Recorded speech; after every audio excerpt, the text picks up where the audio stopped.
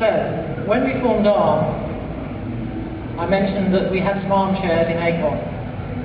So, ARM was a company set up by VLSI Technology that took a minority shareholding of 20%, Acorn, which took 40%, and Apple, which took 40%.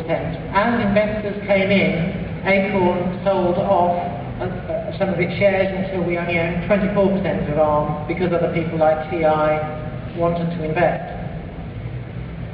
So, for a long time, people who wanted to speculate that ARM would be very successful had no real option but to buy Acorn shares or Apple shares.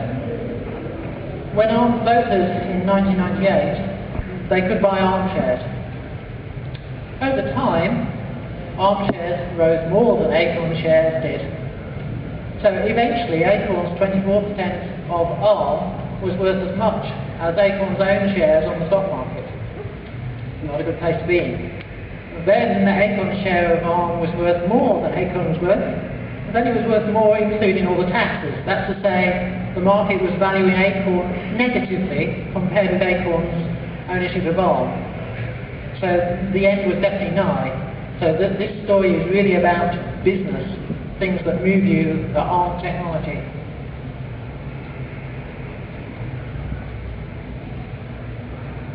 So my own company, Morgan Stanley Dean Witter, offered to buy Acorn from its shareholders.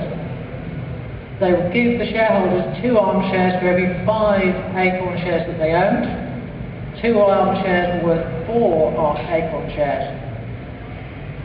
Shareholders were very happy to accept this, June 1999. So that all the shareholders got a nice number of ARM shares. They were now directly invested in ARM, which is sort of what most of you want.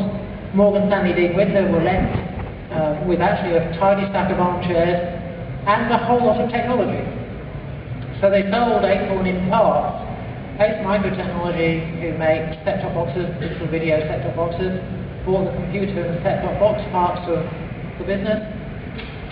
And a company called Element 14, the 14th element in the periodic table being silicon, bought the technology side of the business, funded the startup group, and that's the company that I ended up in.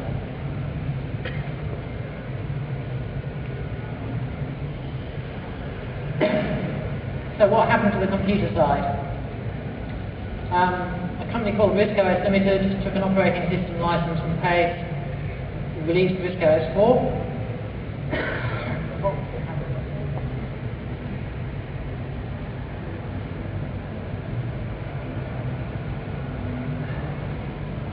Released RISC-OS 4, and they're continuing going, producing new versions of the operating system RISC-OS. They've licensed other companies to make it. Some ex-Pace engineers who decided they weren't happy working for a pure set-top box company formed some other companies and licensed it and produced computers. So you've got a number of small companies who are still making and selling things. You've even got a company called Virtual Acorn who run the operating system entirely on emulators. So it's still possible to buy all of this technology and use it. There are still all sorts of strange parts of the world that are very hooked on this. But the technology side steamed on. So Acorn, myself, had been developing a new processor architecture and associated development tools and so on. And we were aiming to exploit the processor. The processor is called Firepower. Compared with ARM, it's got a mere 6 million transistors in each Firepower. So it's a 64-bit VLIW SIMD processor. There's a picture of it on the bottom right. We had a lot of trouble. We had some technology. What could we do with it? We liked the ARM business model. We would love to license Firepower to people who would design chips using it. In 1999, ARM itself had just about begun to turn a profit, but that was a 9-year lag from company start to turning any sort of profit.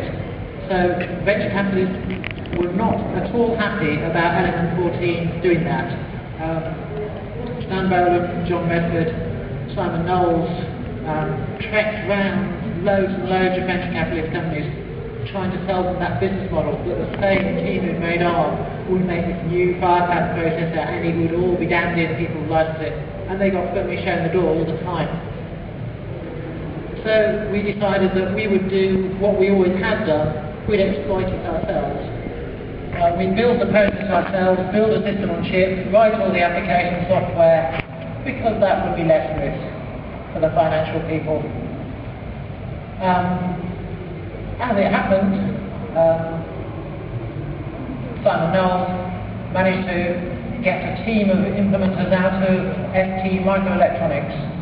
ST Microelectronics had taken over the other UK-based processor company, Inmos, and so in element 14 we had the people who'd made ARM and the people who'd made and implemented the Inmos transputer. And with this business model and with this team of people, we gained funding from venture capitalists to do this with the application area being ADSL modems. There was only one snag. We knew nothing about ADSL modems. So what was a two-side startup in Cambridge and in Bristol had to become a three-side startup. So we headhunted an ADSL team from the market leader, Alcatel, in Belgium. So we've got Cambridge, Bristol and Mechelen. We're all about 3 hours travel apart from each other. So element 14 could run 6 lines of ADSL in software on firepower, since it was very powerful. Now people just generally don't know how tricky the ADSL algorithms are. So I like to put this another way around. A firepath can do 14 main profile MPEG-2 decodes. So ADSL is quite hard. If you've seen a machine that can do 14 main profile decodes in software, let me know. So we built a system on chip called Santorini. It contains 2 firepaths. They're running across the middle of the chip. The sort of bar-shaped structures of their register files, they're split left and right. They're joined in their instruction cache, and then the rest of the chip is pretty much all memory. And there's some I/O control systems where you can see random series gates instead of regular patterns. The Mechelen team also designed an analog front end called the Parler, which is the thing on the bottom left. Before we'd managed to take these chips out, element 14 had a buyer, which was Broadcom. So Broadcom is a US-based fabless chip company. It specialises in communications. It knew nothing at all about DSL and was looking for somebody to buy because that's how Broadcom grows. So it bought us and formed a thing called the Broadcom Carrier Access Group, formed around the nucleus of Santorini and Nala taped out and work. Since then we've taped out 2 successor SoCs, Simon and Mikano, and analog front ends. You've seen many more analog front ends have gone out because there are many parts of the market to tap, ADSL and VDSL. We can use the same system on chip to go for both markets in the digital processing side, but we have to have tailored analog front ends for the interfacing. They're just so different. And so we have a software platform allowing Broadcom Carrier Access to implement new features much more rapidly than hardware systems.